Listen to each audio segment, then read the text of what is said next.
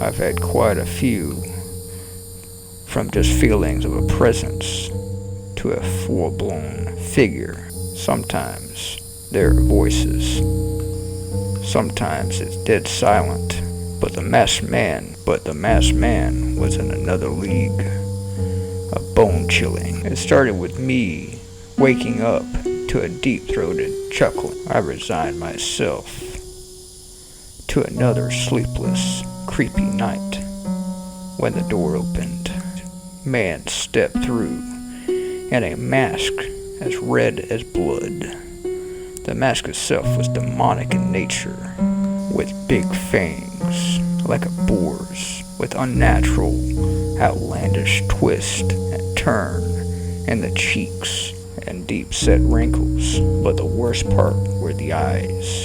His violet, serpentine eyes bulged out of the masks. They looked like they were gonna pop. He was wearing a rich-colored brown robe with a hoop pulled up, covering the rest of his head, drawing all the attention to the mask and those dreadful eyes. He pulled a squirming burlap sack behind him, and he stopped when he got to the foot of my bed, and he stared at me for a long moment, and then he reached in the bag. One by one, he pulled everyone I had ever loved or considered a friend.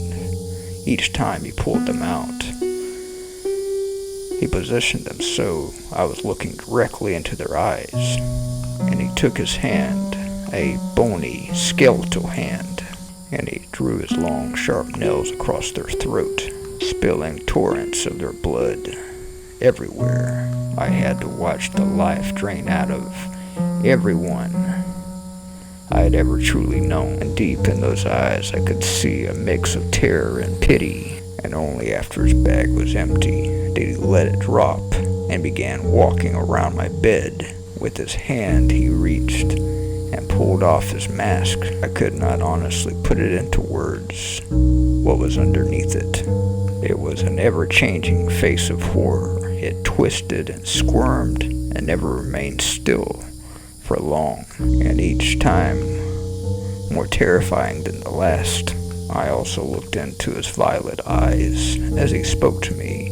I still remember the words very well enough to quote them, but they were profoundly disturbing and personal in nature, I do not care to repeat them anymore.